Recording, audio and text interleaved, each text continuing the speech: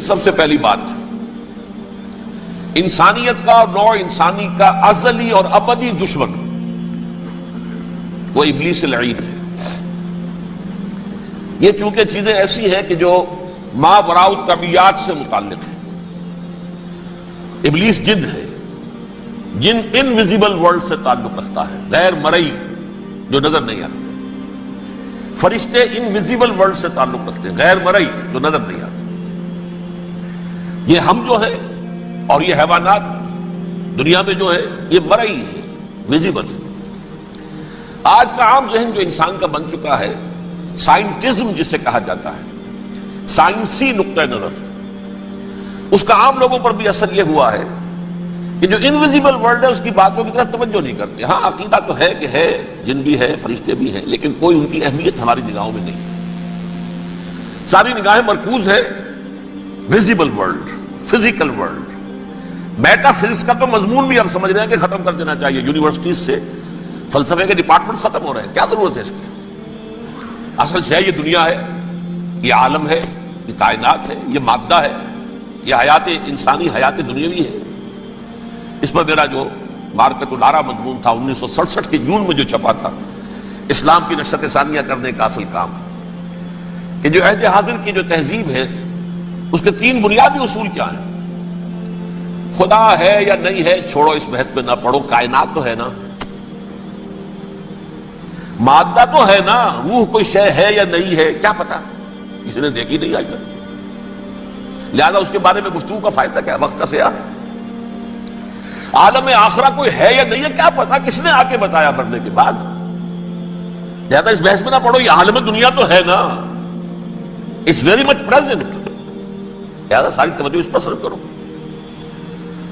تو خدا کے مقابلے میں کائنات پر توجہ، روح کے مقابلے میں مادے اور جسم پر توجہ، حیات اخروی کے مقابلے میں حیات دنیاوی پر توجہ۔ یہ ہے اصل میں کرکس آف دی میٹر، اس تہذیب جدید کا خلاصہ یہ۔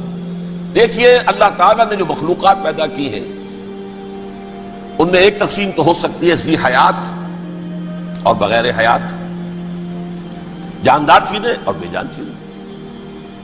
بے جان چیزیں بے شمار، یہ تمام فلکیات، یہ پوری کائنات، یہ زمین، یہ پہاڑ، یہ شجر و حجر، کیا؟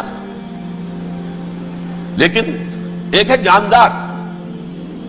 ان جانداروں میں ایک تقسیم ہے، دو کا تعلق غیر مرئی دنیا سے ہے، انویزیبل ورلڈ سے۔ فرشتے جو دکھائی نہیں دیتے، ان کی پیدائش ہوئی ہے نور سے۔ دوسرے جنات جو انسانوں سے پہلے پیدا کیے گئے، آدم سے پہلے، وَالْجَانَّ خَلَقْنَاهُ مِن قَبْلُ مِن نَارِ السَّمُومِ، جنات کو تو ہم بہت پہلے پیدا کر چکے تھے آگ کی لو سے، وہ بھی نظر نہیں آتے۔ تیسرے انسان اور اس دنیا میں جتنے بھی حیوانات ہیں، ان کا جو مادہ ہے وہ ارض، یہ زمین ہے، یہ مٹی سے بنے، تراب سے بنے، کرسٹ آف دی ارتھ سے بنے۔ اب ان میں ایک تقسیم ہے، ایک وہ ہے، ان تمام میں شعور تو ہے، حیوانات میں بھی شعور ہے، خود شعوری جسے کہتے ہیں سیلف کانشسنس، یہ صرف تین میں ہے، فرشتہ، جن اور انسان۔ حیوانات میں خود شعوری نہیں ہے، کانشسنس ہے، سیلف کانشسنس نہیں ہے۔ دونوں سی بات سے سمجھا دوں آپ کو، میں دیکھ رہا ہوں، آپ مجھے دیکھ رہے ہیں، کتا بھی کوئی یہاں ہوتا تو مجھے دیکھ رہا ہوتا، لیکن کتے کو مجھے دیکھتے ہوئے یہ احساس نہیں ہوتا کہ میں دیکھ رہا ہوں، یعنی کتے کو یہ احساس نہیں ہوتا کہ وہ دیکھ رہا ہے، مجھے دیکھ تو رہا ہے، اس کو میں کا احساس نہیں ہے مجھے۔ میں جب دیکھ رہا ہوں تو میں سمجھتا ہوں میں دیکھ رہا ہوں، میں ہوں کوئی شے جو دیکھ رہا ہوں، یہ خود شعوری ہے، سیلف کانشسنس۔ کسی بھی کام کو کرتے ہوئے اپنے وجود کا احساس، میرا فیصلہ ہے، میری رائے ہے، یہ ہے در حقیقت سیلف کانشسنس، انا، سیلف، خودی۔ یہ حیوانات میں نہیں ہے، یہ ہے صرف ملائکہ، جنات اور انسان۔ اب یہاں مسئلہ پڑ گیا، بڑا پرپیچ مسئلہ۔ اللہ تعالیٰ نے پہلے ثانی ارواح کو پیدا کیا نور سے، پھر ناک سے پیدا کیا، نار سے، آگ سے جنات کو، پھر مٹی سے بنایا، آدم کا حی اللہ، اس میں روح پھونک دی، اب آدم بن گئے۔ اعلان یہ کر دیا کہ خلافت عرضی جو ہے وہ آدم کو عطا کی جا رہی ہے. یہ پیش پڑ گیا. اس پر تھوڑا سا اشکال تو فرشتوں کو بھی ہوا. قرآن میں ہے سورہ بقرہ کے 4 رکوع میں اتجعل فیہا من یفسد فیہا ویسفک الدماء ونحن نسبح بحمدک ونقدس لک. پروردگار اس آدم کو تو خلافت دے رہا ہے، زمین کے اندر اختیار دے دے گا، یہ تو فساد کرے گا، کوریزی کرے گا، ہم تیری تسبیح و تحمید میں لگے ہوئے ہیں، جو بھی حکم ہو ارشاد ہو ہم بجا لاتے ہیں، تو ضرورت کیا ہے؟ اس کا جواب اللہ نے دیا انی اعلم ما لا تعلمون. میری مشیت، میری حکمت وہ میں ہی جانتا ہوں، ضروری نہیں کہ تم اس کو شیئر کر سکتے. لیکن یہ جنات میں سے ایک جن تھا عزازیل. اب دیکھیے کہ جنات کو ایک قرب حاصل ہے ملائکہ کے ساتھ. کیوں؟ وہ نور سے پیدا کیے گئے، یہ نار سے پیدا کیے، کتنا قرب ہے دونوں میں. انسان پیدا کیا گیا مٹی سے، مٹی انرٹ ہے، آگ بھڑکتی ہے، اوپر اٹھتی ہے، شعلہ زنگ ہوتی ہے، انرجی ہے اس میں. نور اور نار میں بڑا قرب ہے.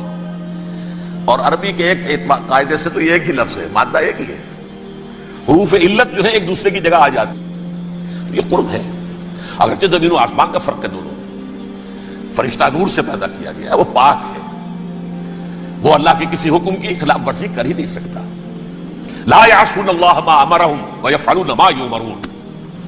وہ جو بھی اللہ تعالیٰ حکم دیتا ہے اس کی کوئی معصیت نافرمانی نہیں کرتے، بلکہ جو حکم لیا جاتا مان لیتے. ذرا سا اشکال ہوا تھا، پوچھ لیا، جواب مل گیا، خاموش ہو گئے بس. لیکن عزازیل نامی ایک جن تھا، جو ایک تو جن ہونے کی نسبت سے فرشتوں سے کچھ نہ کچھ مماثلت تھی، قرب تھا. دوسرے یہ علم میں، زہد میں، عبادت میں اتنا اونچا تھا، اتنا اونچا تھا، اتنا اونچا تھا کہ یہ ملائکہ ہی کے صف میں شامل ہو گیا. کس نے علم بغاوت بلند کر دیا جب حکم دیا گیا کہ سجدہ کرو آدم کو. اب یہ دیکھیے کس قدر یہ اہم مضمون ہے. اور آپ سوچ رہے ہیں یہ باتیں آج پہلی مرتبہ ہمیں اس طرح سنائی جا رہی ہیں. یہ باتیں تو علم میں آتی نہیں ہمارے. وجہ کیا ہے؟ آپ کو دلچسپی نہیں ان چیزوں سے. جدید تہذیب نے ان چیزوں کی اہمیت کو زیرو کر دیا. قرآن میں اہمیت کا کیا عالم ہے؟ 7 جگہ یہ مضمون قرآن میں آیا ہے کہ فرشتوں کو ہم نے حکم دیا سجدہ کرو آدم کو، سب نے سجدہ کیا. فسجد الملائکۃ کلھم اجمعون، سارے کے سارے، کل کے کل، سب نے مل کر سجدہ کیا آدم کو. اللہ کے حکم سے فوراً تعمیل کر دی. الا ابلیس ابا واستکبر وکان من الکافرین. ابلیس نے نہیں کیا، انکار کیا، استکبار کیا، گھمنڈ کیا. اور اس کو سورہ کہف میں بیان کر دیا گیا. یہ اس لیے کہ وہ اصل میں جنات میں سے تھا، اگرچہ شامل تو تھا فرشتوں میں اس وقت. کانا من الجن ففسق عن امر ربہ، وہ اصل میں جنات میں سے تھا. اس وجہ سے وہ اپنے رب کے اس فیصلے کے خلاف کھڑا ہو گیا. سرکشی تھی اس میں. یہ معاملہ اتنا اہم ہے. اب آپ سمجھیے کہ 7 مرتبہ سورہ بقرہ، سورہ اعراف، سورہ حجر، سورہ بنی اسرائیل، سورہ کہف، سورہ طٰہٰ، سورہ صاد، 6 مکی صورتوں میں ذکر ہے یہ، اور ایک مدنی صورت سورہ بقرہ. ان میں سے اکثر مقامات پر پھر جب اللہ نے کہا کہ اچھا تم نے یہ سرکشی کی ہے اور ہمارے حکم کی خلاف ورزی کی ہے تو یہاں سے نکل جاؤ، دفع ہو جاؤ، تم مردود ہو، مردود، ملعون. ان علیک لعنتی الی یوم الدین، اب تجھ پر لعنت رہے گی میری قیامت کے دن. اس نے کہا اچھا پروردگار پھر مجھے ذرا مہلت دے دے. رب فانظرنی الی یوم یبعثون، قیامت تک میری زندگی طویل کر دے. فذهب فإنك من المنظرین، کہہ دیا اچھا جاؤ، تمہاری یہ درخواست بھی ہم نے قبول کی. انہوں نے کہا پروردگار اب میں اس آدم کو بھی گمراہ کر کے چھوڑوں گا اور آدم کی نسل کو تباہ کر کے چھوڑوں گا. انتہائی شدید چیلنج کے انداز میں یہ قرآن مجید میں 4-5 مرتبہ مضمون آیا ہے. میں نے صرف 2 جگہ سے آپ کو اس وقت کوٹ کر کے سنایا تھا. سورہ اعراف میں اللہ تعالیٰ فرماتے ہیں قال، اس پر ابلیس نے کہا فبما اغویتنی، تو اے رب جو تو نے مجھے گمراہ کیا ہے، مجھے ذلیل کر دیا، مجھ پر فوقیت دے دی اس کو. انا خیر منہ، میں اس سے بہتر ہوں. خلقتنی من نار وخلقتہ من طین، بنایا تو نے مجھے آگ سے اور اس کو بنایا مٹی سے. پھر مجھ سے مطالبہ کہ میں سجدہ کروں، اور میں نے سجدہ نہیں کیا تو نے مجھے ملعون قرار دے دیا. قال فبما اغویتنی لاقعدن لهم صراطک المستقیم، اب میں یہ نسل آدم کے لیے اس کو برباد کرنے کے لیے تیری سیدھی راہ کے اوپر گھات میں بیٹھوں گا، سیدھے راستے پر چلنے نہیں دوں گا۔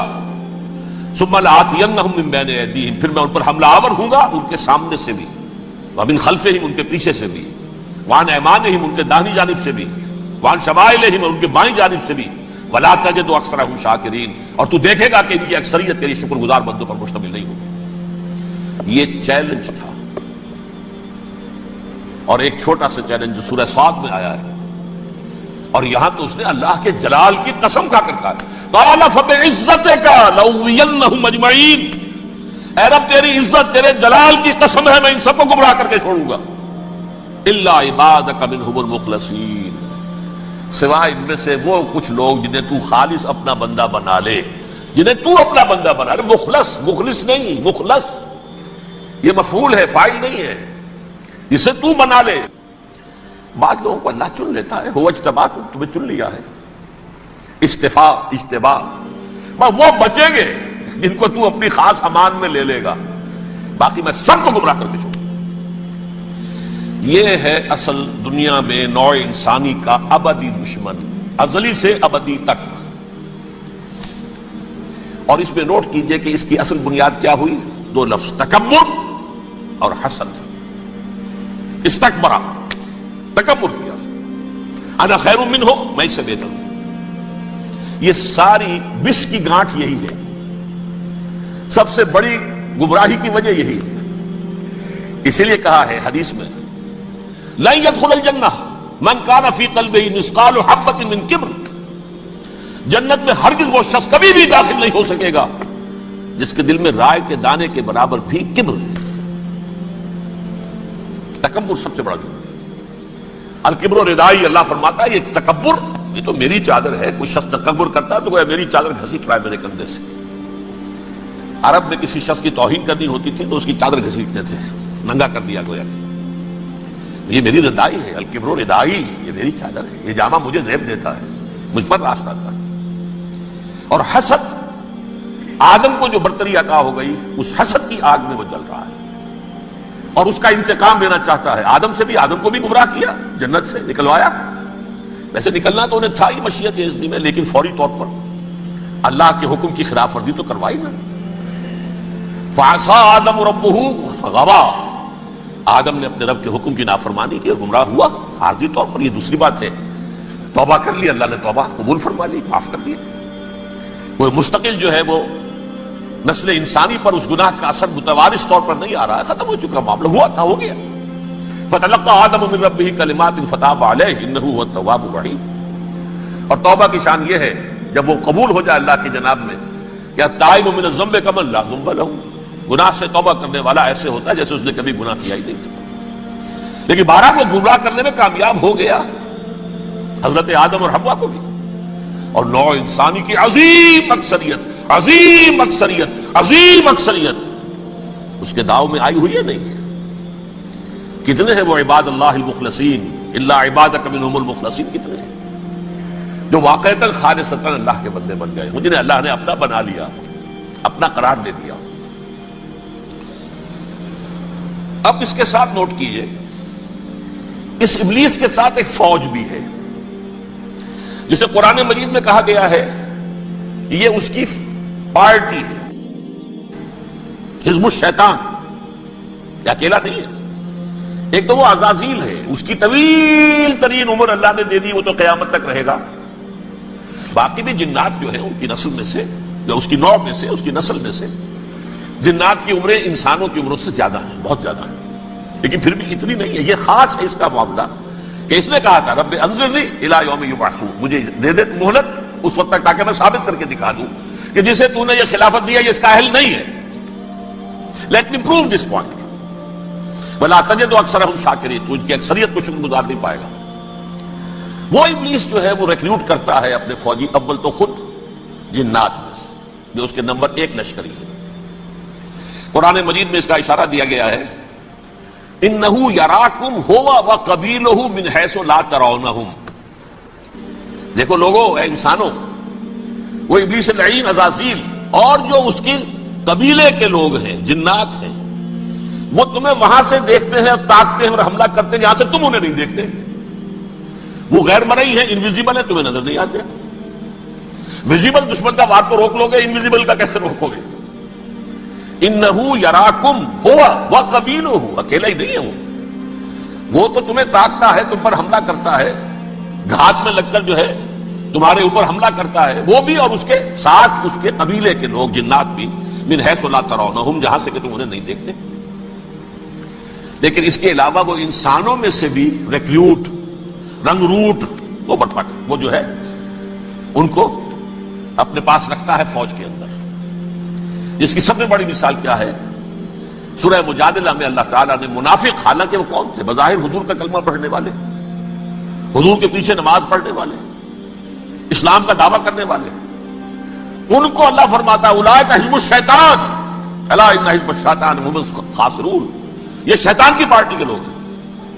وہاں مقابلے میں آیا ہے اولئک حزب اللہ الا ان حزب اللہ هم المفلحون. یہ دو پارٹیاں ہیں، حزب اللہ اللہ کی پارٹی جو اس کے مخلص بندے ہیں، وہ اللہ کی پارٹی ہے، اور جو شیطان کے مرید بن گئے اس کے ہاتھ پر بیعت کر لی، لہذا وہ اس شیطان کی پارٹی کے لوگ ہیں، چاہے وہ انسان ہو چاہے جن ہو. تو انسانوں میں سے بھی اس کے حزب میں، اس کی پارٹی میں اس کے ایجنٹ ہیں اور بہت ہیں، بلکہ بہت سے تو ایسے ہیں کہ جو جنات کے بھی کان کتر دیں، ان کو بھی شیطنت سکھا دیں، پڑھا دیں.